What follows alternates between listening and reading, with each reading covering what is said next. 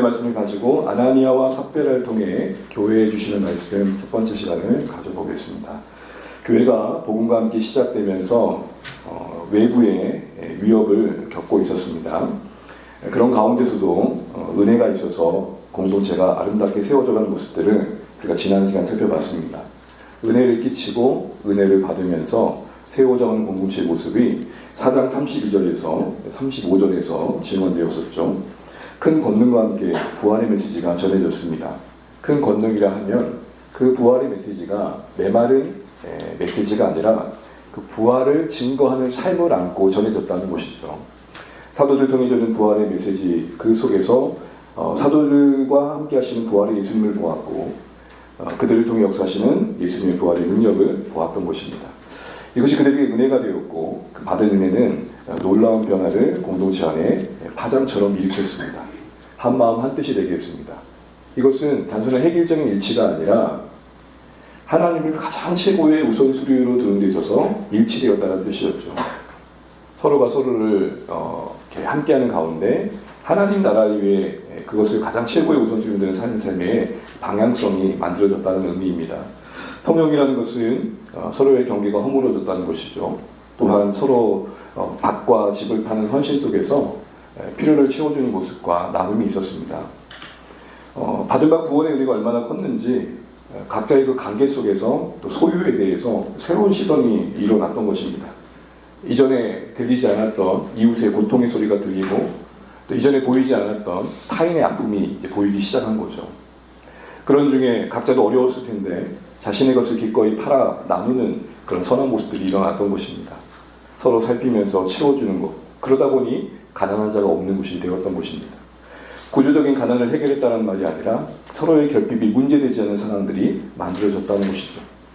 서로의 가진 것이 무엇을 말하고 또 서로의 갖지 않은 것이 서로를 초라하게 만드는 그런 개념의 공동체가 아니었던 것입니다.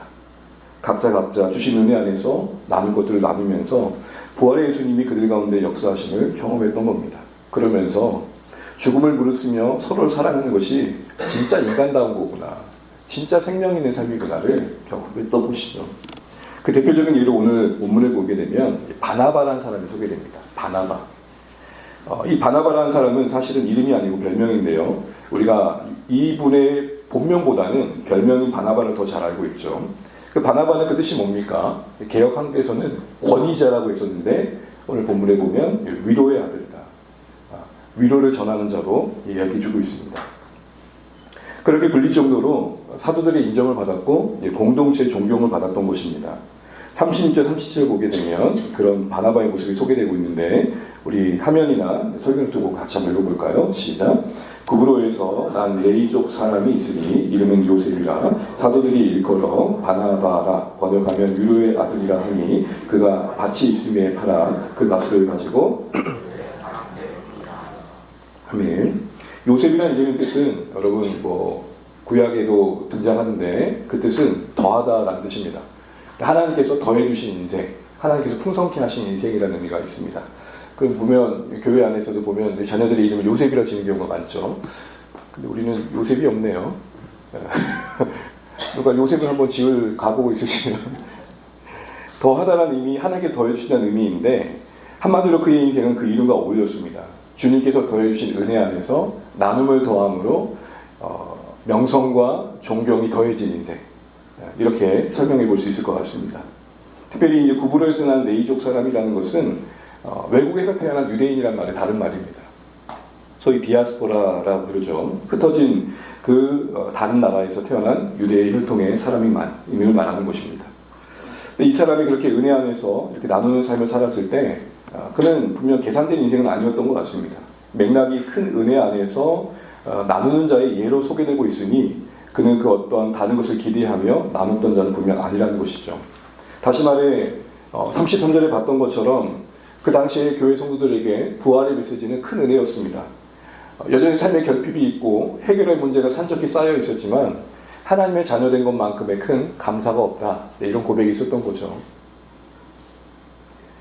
근데 그 은혜 안에서 또 바나바도 그 은혜가 자신의 소유를 파는 데까지 갔습니다. 그러니 그것이 포기일 수 없었을 겁니다. 포기가 아니었던 것입니다. 그에게 희생이었지만, 누가 볼 때 대단한 희생이었지만 그에게는 그렇게 대단한 결단이 분명 아니었을 만큼 하나님의 은혜는 컸던 것입니다.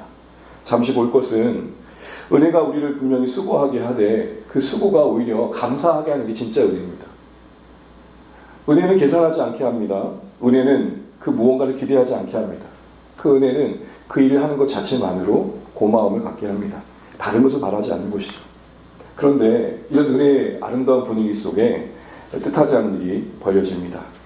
당시 교회의 모습을 보게 되면 이게 전부가 아니었던 것입니다. 사실 바꿔 말해서 이런 아름다운 모습만 전부였다면 그 뒤로 진짜 교회가 있었을까 생각을 해보게 됩니다. 어떤 모습이 있었습니까? 은혜가 충만하고 영광스러웠던 그 교회에 이제는 내부적인 위기가 닥칩니다. 가만히 보세요, 여러분. 저항을 받았어요. 외부로부터 압박을 받았어요. 그래서 잘 이겨냈는데 그게 안 되니까 이 공동체 안에 내부에 이제 금이 가는 틈이 생기는 일들이 일어났던 겁니다. 어떤 내용이었습니까? 아나니아와 삽비라의 거짓과 위선 때문에 생긴 위기였습니다. 그 일이 베드로의 책망으로 구체적으로 이제 드러나게 됩니다. 5장 3절 말씀 같이 한번 읽어볼까요? 시작. 베드로가 이르되 아나니아야 어찌하여 사탄이 내 마음에 가득하여 네가 성령을 속이고 땅값 얼마를 감추었느냐. 지금 베드로가 아나니아의 그 자신의 소유를 팔아 교회에 헌신하는 모습을 보면서 한 말입니다. 그 앞에 어떤 말을 했었기 때문에 이 말을 하는 거겠죠. 뭐가 문제일까요? 자신의 소유를 팔아서 교회의 필요를 채우기 위해 드린 헌신이 그 자체로 뭐가 문제예요? 일단 언뜻 생각되는 것은 아나니아가 소유한 것을 판 그 값 전부를 드리지 않아서, 다시 말해 일부만 드렸기 때문에 문제가 생겼다라고 언뜻 이해되어집니다. 정말 그럴까요? 베드로에게 책망받고 하나님께서 베드로를 통해서 그의 일들을 드러내신 것들이 그 근본적인 이유가 단순히 전부를 드리지 않았기 때문일까요? 그렇지 않습니다.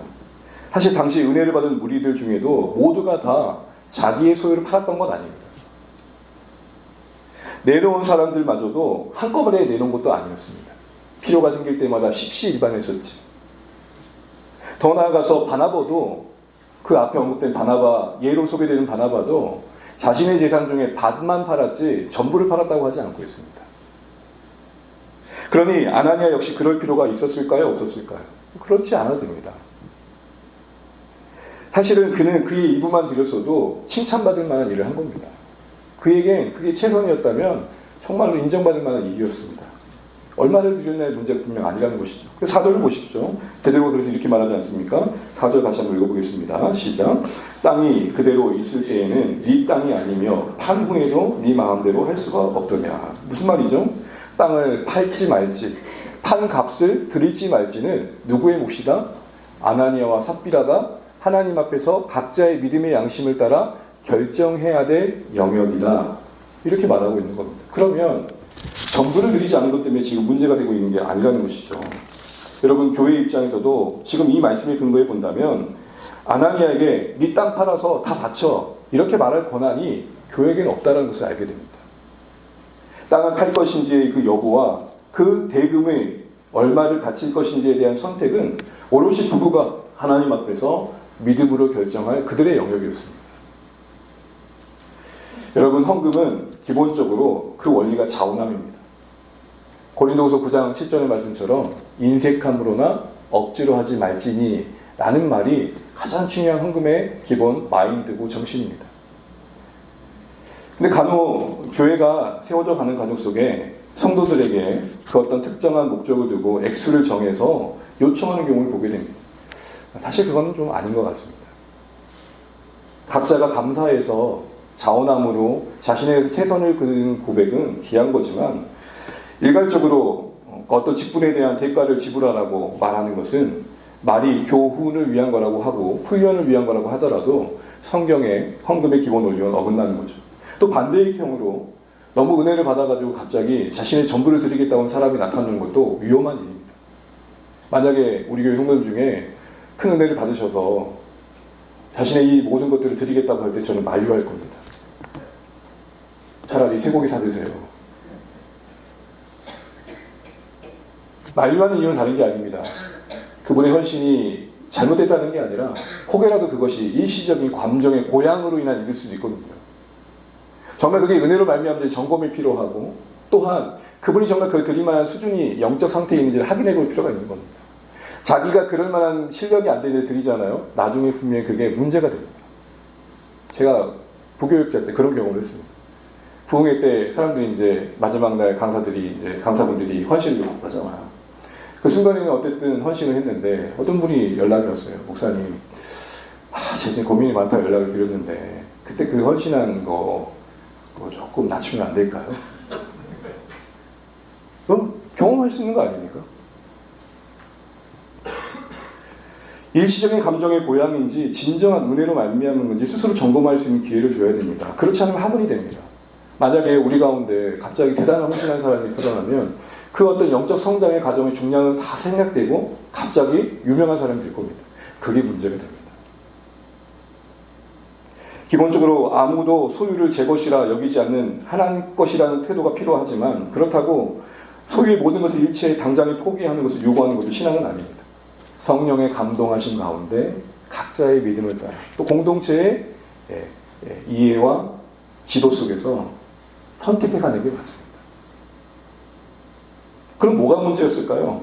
전부를 내지 않은 게 문제가 아니라면 뭐가 문제였죠? 문제는 전부를 드리지 않는 게 아니라 전부를 드린 것처럼 행세한 게 문제예요. 다시요. 전부를 드린 게 안 드린 게 문제가 아니라 전부를 드린 것처럼 생색을 냈다는 겁니다. 문제는 속임이고 감춤이었습니다. 그들이 일부만 내고 또 다 낸 것처럼 했던 것 같아요. 그래서 왜 감추냐고 했던 것이죠. 그럼 질문은 이겁니다. 왜 그들은 교회 앞에서 그런 행동을 해야만 했던 건가? 왜 그렇게밖에 할 수밖에 없었는가? 그럴 만한 이유가 있다면 그게 뭘까? 왜 그냥 자신의 것이니까 한 것 중 일부를 드려도 문제가 되지 않을 텐데 왜 그들은 드리면서 전부를 드린 것처럼 행색을 했을까? 궁금해지지 않습니까? 그 드리는 순간에 그들의 관심은 어디에 있었을까요? 예측이 되시죠? 이를 위해서 본문을 가만히 보게 되면 직접적으로 언급되어 있지 않지만, 여러분 성경을 보게 되면 항상 한 인물을 말할 때 그 인물을 설명하기 위한 또 다른 인물을 설명합니다. 그러니까 바나바의 등장은 사실은 하나의 예이면서 이 부정적인 예로 등장하고 있는 아나니아와 삽비라를 비교한 하나의 모습으로 등장하고 있는 것이죠. 우리가 다윗을 이해할 때 사울과의 관계에서 이해하듯 그렇게 본다면 아나니아와 삽비라의 부부의 사건을 가만히 보니 이 바나바의 헌신과 비교되어 있는 맥락 속에서 헤아려 볼 수 있음을 보게 됩니다. 그렇게 보면 눈에 들어온 게 하나 있습니다. 그게 뭐냐면 이 부부의 행동, 아나니아와 삽비라의 이 헌신의 행동은 겉으로 볼 때는 바나바와 전혀 다르지 않습니다. 성경은 의도적으로 바나바와 이 부부의 행실이 같았다는 것을 드러내는 듯합니다. 보십시오. 37절을 보게 되면 바나바도 밭을 팔아 사도들 발 앞에 두었다고 표현하고 있고, 부부도 소유를 팔아 사도들 발 앞에 뒀다고 표현하고 있습니다. 그 어느 표현 안에 차이가 없습니다. 다르지 않습니다. 특별히 부부가 판 소유는 밑에 3, 4절을 보게 되면 베드로가 말했던 것처럼 땅값이라고 했던 것을 보게 되면 그들도 밭을 판 겁니다. 여러분, 이게 문제예요. 겉으로 볼 때는 다를 게 없다는 거예요. 겉으로 볼 때는 여러분 정통 신자와 이단이 그렇게 달라 보이지 않아요. 이단이란 말 뜻이 뭡니까? 끝에 가보니까 아니다란 말 아닙니까? 비슷한 줄 알았는데 막상 가보니 거기에 예수님이 안 계시고 책임주라는 자칭 예수가 있는 거 아닙니까?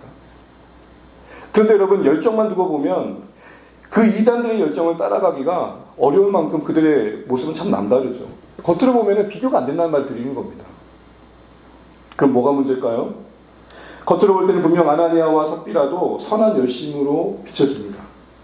그런데 조금 더 보게 되면 문제는 그들의 중심과 동기가 하나님 앞에서 달랐다는 겁니다. 겉으로 볼 때는 다르지 않았지만 마음의 중심과 동기는 하나님 보실 때 달랐다. 이게 오늘 바나바와 그 이 부부를 비교하는 가운데 우리가 봐야 할 중요한 요소입니다. 바나바는 받은 은혜에 대한 기쁨과 성령의 감동이 있었다면 3절에서 베드로가 증언하듯이 이 부부의 마음과 중심에 뭐가 있었습니까? 뭐라고 표현하죠? 베드로가 사탄이 네 마음에 뭐하다?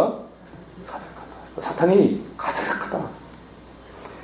세번역을 보면 조금 더 현실적으로 이해가 됩니다. 같이 이 본문의 3절을 세번역으로 한번 읽어보겠습니다. 시작. 아냐냐는 들으시오. 어찌하여 그대의 마음이 사탄에게 홀려서 나를 몰래 떼어놓았소. 사탄에게 홀렸다는 겁니다. 유혹을 받았다는 겁니다. 사탄이 그 마음에 가득했다는 것은 그의 의지를 내어줘서 사탄이 유혹한 대로 따라갔다는 겁니다.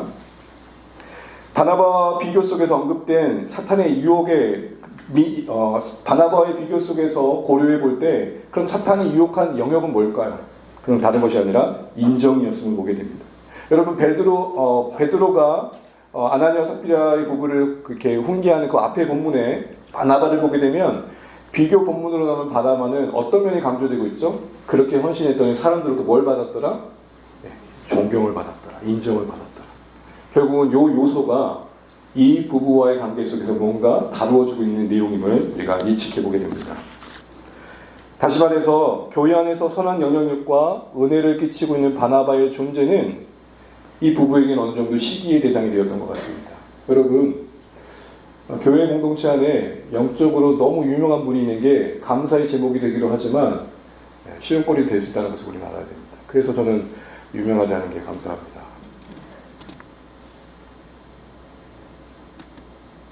사탄은 그 틈을 파고든 거죠. 존경하는 바나바를 향해서 시기심과 경쟁심으로 바라보고 있는 사람들을 찾다 보니 그 먹잇감으로 누가 발견된 거예요? 이 두 부부가 발견되고 만 겁니다. 결국 그들은 걸려든 거죠. 그들의 욕망이 악한 자의 유혹에 레이다에 딱 감시돼가지고 결국은 그들은 공격의 대상이 되고 결국 그 공격이 그들을 넘어뜨리는 순간으로 이끌어갔던 것입니다. 종교적인 어떤 경쟁과 시기심에 불타올라서 하나님의 것을 가지고 생색을 내려고 했던 이 부부. 그러니까 헌신을 해야겠는데 다 헌신할 수 있는 믿음은 없고 그러나 그 헌신을 통해서 명성을 얻고 싶은 마음이 결국은 자리 잡고 있는 그 마음이 악한 자에게 이용당해서 거짓과 위선을 선택하는 순간을 맞이하게 됐다는 것입니다. 여러분, 진정한 영광, 진정한 칭찬은 하나님께로부터 오는 거 아닙니까? 그런데 이들은 명성을 돈 주고 살려고 했던 겁니다. 여러분 가만히 보세요.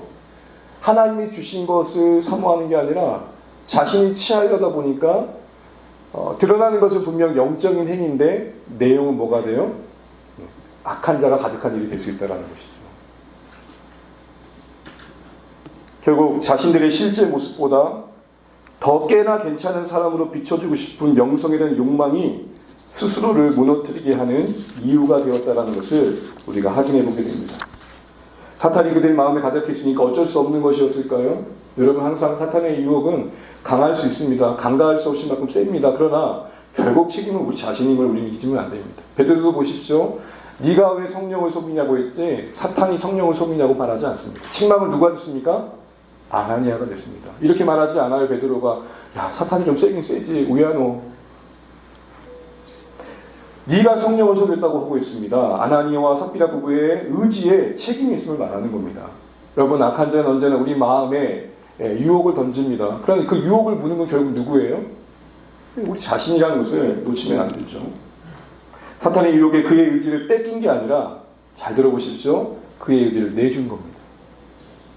다시요. 그들 안에 있는 시기심이 일어났을 거예요. 사탄이 그걸 부추기고 발동시켜요. 그때 그 순간에 그는 선택할 수 있었다는 것을 잊으면 안 됩니다. 어쩔 수 없었어가 아니라 내준 겁니다. 변명 차원에서 우리는 어쩔 수 없다는 말을 할 수 있지만 영적인 본질적인 평가를 해보면 내준 겁니다. 더 나아가서 이런 질문을 해보게 돼요. 뭐 어쩌다 이렇게 되었을까? 아마 자신의 것을 팔아 드릴 정도면 교회 안에서 나름 중경 정도의 성도였을 겁니다. 초신자는 아니었 거라는 것이죠. 뭔가를 할 수 있다는 것은 어느 정도 그 공동체 안에 인지가 있는 사람이었을 겁니다. 그런데 어쩌다가 이렇게 됐을까요? 오늘 다시 4절을 보시게 되면 베드로의 책망에 중요한 단서 하나를 발견해 보게 됩니다. 뭐라고 말하죠? 어찌하여 이 일을 내 마음에 두었느냐. 이 일이 뭡니까? 그 시기심을 품고 자신이 드리는 것들을 일부 감춰서 나름 대단한 사람으로 비춰보고 싶었던 마음들의 생각들인 거죠. 그런 것들을 마음에 뭐 했대요? 두었대요. 하늘을 날아다니는 새는 어쩔 수 없습니다. 그러나 그 새를 붙잡아서 내 머리에 둥지를 트는 건 또 다른 거죠. 마음에 두었다라는 말은 뭐냐면, 이때 두다라는 말은 뭐냐면 고심하고 결정했다라는 것입니다. 그러니까 잠시 먼지가 안듯 앉았던 게 아니라 자신의 의지를 동원해서 그 안에 뿌리를 내리게 했다는 것입니다. 다시 말해서 탐심을 품고 그것을 묵상하는 가운데 키워왔다는 겁니다. 은혜를 키우고 하나님의 인재를 키우고 말씀의 감동을 키워가는 게 아니라 야망을 키워왔던 겁니다. 그들의 마음의 상태는 결국 사탄의 놀이터가 어느새 되고 말았던 것이죠. 이런 말이 있죠. 우리가 욕망하는 것이 곧 우리 자신이다. 나를 말하는 것은 내가 뭘 그렇게 갈망하느냐로 말해지는 것입니다. 다시 말해 그 마음에 두었던 것은 결국 그들 자신을 말하는 거였습니다. 하나님의 은혜가 그들 마음에 있고 구원의 감격이 그들의 마음에 있고 십자가의 사랑이 그들 마음에 있고 그리스도의 임재가 그들 마음에 있었을 때 다른 선택을 했을 것 같은데 그렇지 않았다는 겁니다.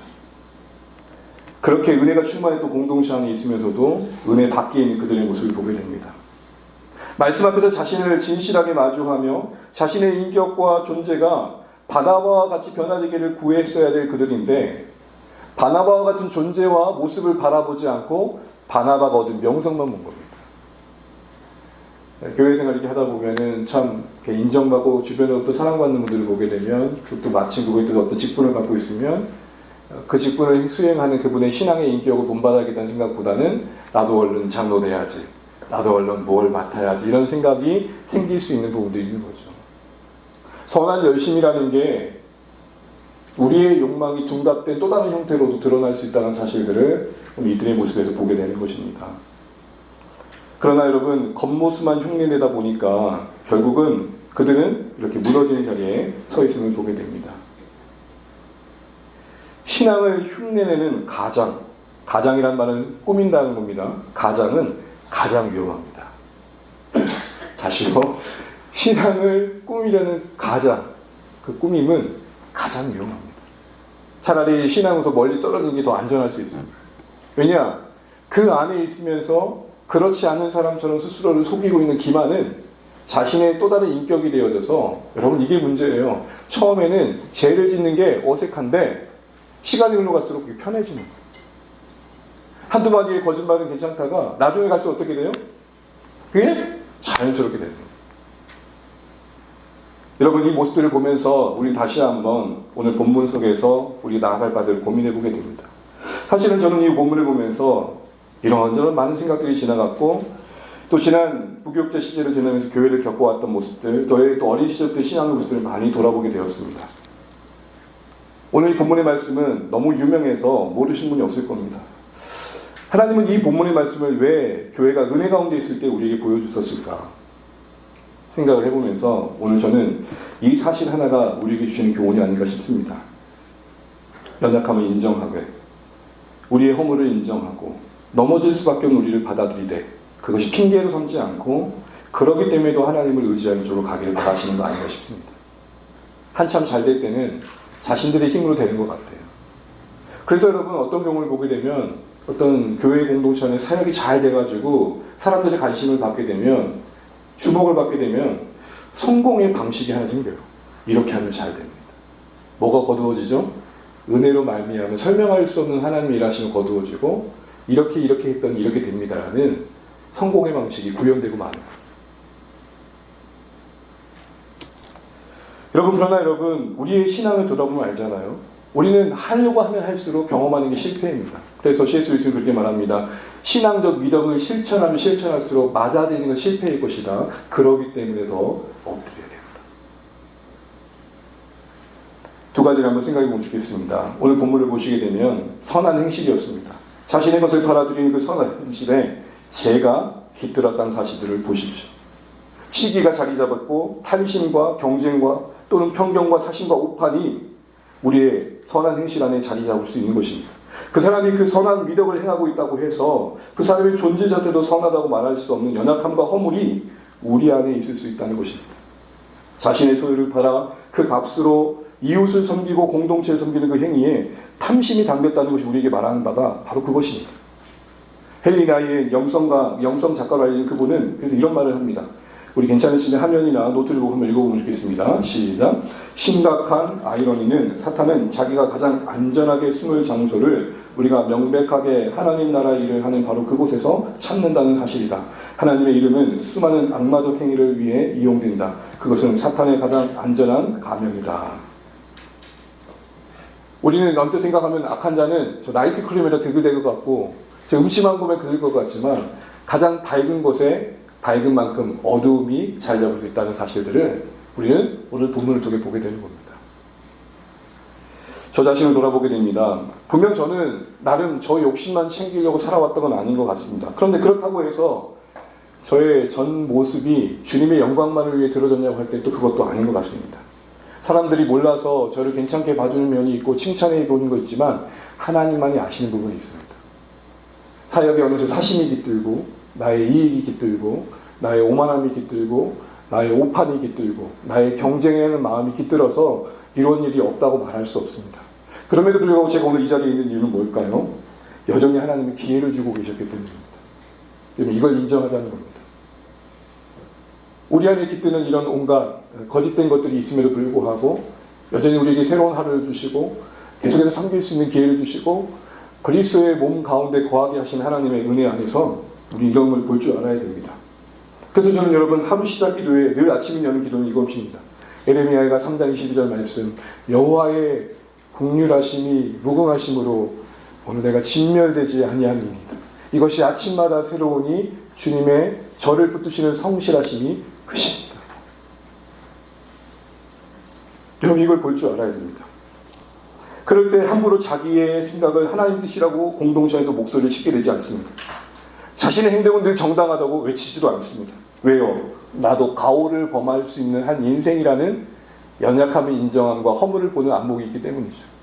여러분 제가 전문가는 아닌데요. 요즘 사회가 돌아가고 세상을 돌아가는 거 보면서 나름 공부를 열심히 하고 사회 지도층에 있는 분들을 가만히 보게 되면은 소위 전문용어로 메타인지가 떨어지는 경우를 보게 됩니다. 자신은 늘 옳고 자신은 늘 정당하고 자신은 틀리지 않고 그걸 바라보는 사람들은 어떻게 그 자신을 바라보는지에 대한 마음을 조금이라도 헤아린다면 다를 텐데 라는 생각들을 해보게 되면 이것은 결국 우리 자신의 문제일 수 있다는 생각을 해보는 거죠.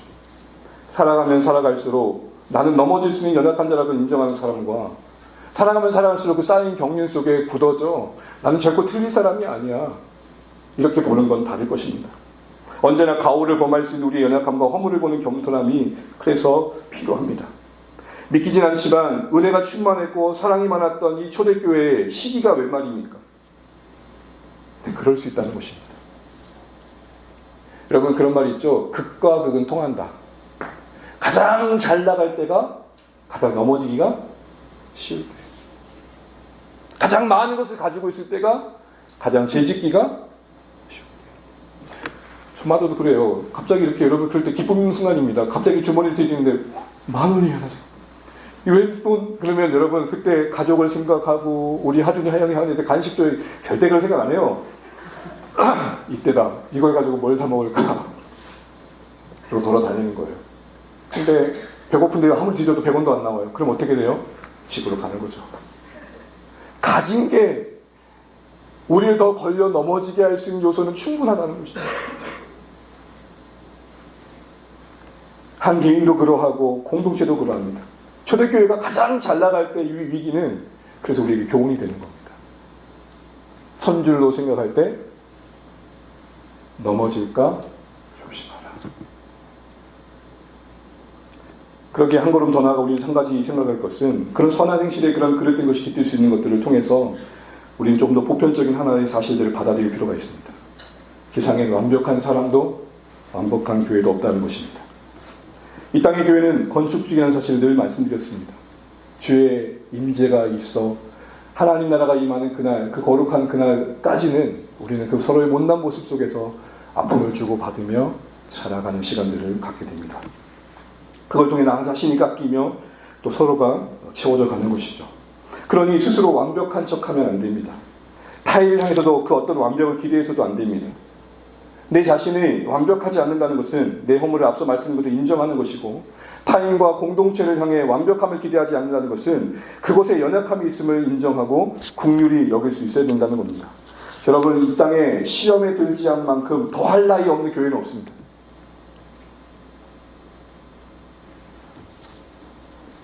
약함을 그러나 그렇다고 해서 어쩔 수 없는 핑계를 삼아서도 안 됩니다. 도리어 온전함을 향한 갈망이 되셔야 된다는 겁니다. 그렇기 때문에 더 하나님께로 나아가야 된다는 겁니다. 그래서 더 기도해야 된다는 겁니다. 그래서 더 하나님의 말씀 앞에 나아가야 된다는 겁니다. 왜요? 오직 우리를 온전케 하실 하나님의 은혜가 거기에 있기 때문입니다. 다시 말해, 원점으로 돌아가는 일을 늘 가지셔야 됩니다. 우리를 시작케 하신 그 자리, 우리를 부르신 그 자리, 내가 너를 위해 나 모든 걸 주었다는 십자가, 거기가 여러분 하루의 시작이 되셔야 되고, 섬김의 시작이 되셔야 되고, 예배의 시작이 되셔야 됩니다. 원점을 기억하십시오. 여러분, 죄라는 말이 히브리어로 하마르티아인데, 이 말은 간역을 향해 화살을 쐈는데 화살이 간역으로부터 비껴갔다는 겁니다. 죄의 성향이 뭡니까? 가야 할 길로부터 나도 모르게 어느새 비껴가게 한다는 겁니다. 알아요, 어떻게 할지는. 그런데 내 몸과 마음 어디로 가 있어요? 어느새 아닌 쪽으로 가고 있는 거예요. 그게 죄의 성향이라면 언제나 우리 죄에 대한 대응 직류 전략은 뭘까요? 언제나 처음으로, 언제나 원점으로. 주한의 교회 처음 2021년 11월 28일 언제나 그 자리로, 우리 개인의 신앙의 시작 예수 그리스도의 십자가 앞에 눈물 흘렸던 그 자리, 언제나 그 원점으로. 오늘도 나를 은혜에 충만한 자리로, 평강의 자리로 이끄시는 하나님의 알게 하시는 그 말씀 앞에 서는 그 자리, 그 자리가 우리의 가야 할 자리입니다. 더 기도하고 더 말씀의 은혜를 사모해야 됩니다. 여러분, 분주하고 부산스러운 연말입니다. 저는 오히려 그러기 때문에 더 은혜와 사랑과 긍휼을 주시는 하나님을 찾아야 된다 생각합니다. 우리를 치장시키는, 우리를 꾸미는 신앙의 행위로부터 벗어나서 치장시키는 신앙의 행위가 아니라 성장시키는 말씀으로, 근원된 그 자리로 더 나아가야 되겠다 싶은 생각들을 오늘 말씀을 통해 다시 한번 해보게 되는 것입니다. 말씀을 열린 마음으로 듣고자 할 때 분명 하나님은 우리의 치장을 거두시고 우리의 속살을 드러내셔서 그 마주한 하나님과의 현실 속에 우리를 고치시고 다루어 가실 것입니다. 이 세상에서 가장 우리를 온전케 하실 그 자리, 그 원점, 그것을 우리는 되찾아야 됩니다. 이것이 오늘 가장 은혜로웠던 순간에 넘어진 교회의 위기 속에서 우리가 다시 한번 생각해야 할 모습입니다. 그럼 이 모든 걸 매듭지으면서 마지막으로 여러분이 한번 물어보고 싶습니다. 오늘 본문의 아나니아와 삽비라가 오늘 이 본문의 말씀을 주시면서 이제 어떻게 바라봐주십니까? 아유, 이 못된 놈. 내가 너 그럴 줄 몰랐다. 실망했다. 여러분 어떻게 바라봐주십니까? 저는 어제 이 아나니아와 삽비를 계속 보면서 도대체 이 인간들은 왜 그럴까? 교회 사역을 하면서 지났던 수많은 사람들이 떠오르는 거예요. 그러면 오늘도 아나니아와 삽비라가 있잖아요.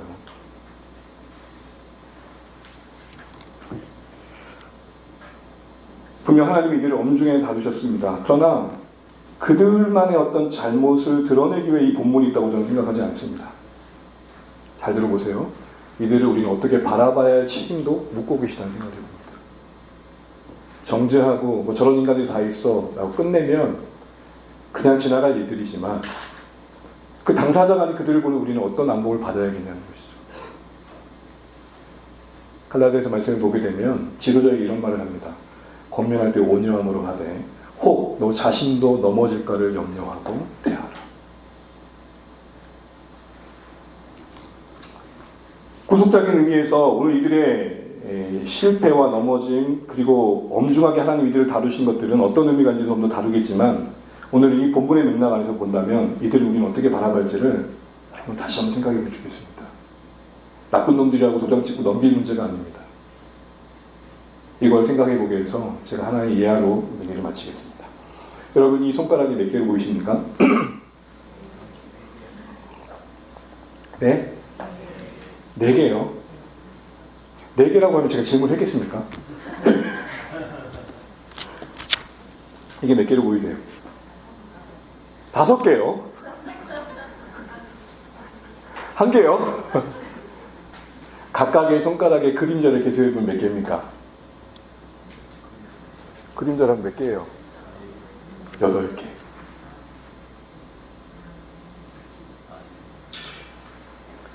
손가락 뒤에 있는 그림자까지 볼 수 있는 안목을 갖는 게 인생의 성숙입니다. 4개를 4개라고 말하면 누구나 할 수 있습니다. 그러나 그 4개가 만든 그림자를, 그 연약함을, 허물을 봐줄 줄 아는 안목. 저의 경험이기도 하지만 우리도 보편적으로 보게 된 것들일 것입니다. 어느 순간 존경했던 지도자와 성도의 모습에서, 찰떡같이 신뢰했던 리더의 모습에서, 듬직하게 여겼던 믿음의 동료의 모습에서, 믿었던 내 자식의 모습에서 그림자를 발견할 때가 있습니다. 그때 조금만 놀라십시오. 왜요? 우리는 그림자가 있는 인생입니다. 주님 오시는 그날까지는 그것은 우리 몸의 분신입니다. 뭐 저런 인간이 다 있노, 그러지 마십시오. 그게 우리입니다. 어느 누군가에게는 보이지 않는 그림자가 더 확연히 보이는 분들이 계십니다. 왜요? 그게 저를 닮았기 때문입니다. 가문 보면 여러분 닮은 사람이 보이잖아요. 내가 안 했으면 하는 것들을 누가 따라하죠? 이놈의 시기들이 따라하잖아요. 부정하고 싶고 성질을 내고 있지만 결국은 그들 안에 내 모습이 있잖아요. 그 그림자가 내 자신의 것이 될 수도 있다는 생각들도 하면서 보여주는 그림자를 긍휼로 헤아리는 안목이 필요하다는 것입니다. 그림자가 보이면 조금만 놀라고 사랑 없는 비판보다는 우리가 그럴 수 있는 인생이라는 측면에서 용납하고 감싸주고 일으켜주는 마음을 품는 게 더 합당하지 않는가 생각을 해보게 되는 겁니다. 왜냐하면 그 그림자는 얼굴과 얼굴을 마주할 영광의 날이 오기 전까지는 우리 안에서 사라지지 않을, 지울 수 없는 몸의 일부이기 때문입니다. 엄마가 그럴 줄 몰랐어. 아빠가 그럴 줄 몰랐어. 그러지 마십시오. 우리 그럴 수 있습니다. 그런데 쉽지 않습니다. 그림자를 보고 기뻐할 사람이 누가 있습니까? 괴롭고 싫습니다. 마치 나를 들킨 듯해서 더 싫습니다. 차라리 이슈가 안 됐으면 덮고 지나갈 문제인데 그 일이 이슈돼서 내 안에 있는 문제가 또 인하게 또 생각도 안 거잖아요. 그렇기 때문에 다시 권면드리는 건 원점으로 돌아가셔야 됩니다. 우리의 돌아갈 원점, 은혜의 근원으로 돌아가셔야 됩니다. 그럴 때 속이고 감추는 아나니와 삽비라의 유혹이 이겨내어질 수 있고 은혜 안에 넉넉하게 본 바나바의 삶이 우리의 가야 할 길들이 될 수 있을 것입니다. 그럴 때 누군가의 그림자가 되고 있는 그 모습들을 보게 될 때 잘 감당하실 수 있을 것입니다. 다시 한번 오늘 이 은혜 가득했던 초대교회의 이 어울리지 않는 모습이 우리에게 주시고자 하는 어떤 교훈이 다시 한번 생각되셔서 우리 모두 우리 안에 있는 그림자, 또 서로에게 난 그림자들을 긍휼히 하나님께서 이것을 공동체와 말씀 안에서 아름답게 바꿔갈 것이 소망하면서 감당하기 어려울 순간순간 찾아올 때마다 늘 원점으로, 늘 원회의 자리로 나아갈 수 있는 우리 주 안에 모든 것 되시기를 주의 이름으로 축복합니다. 그런 의미에서 다시 한번 묻겠습니다. 4개입니까? 4개죠. 말씀 묵상하시겠습니다.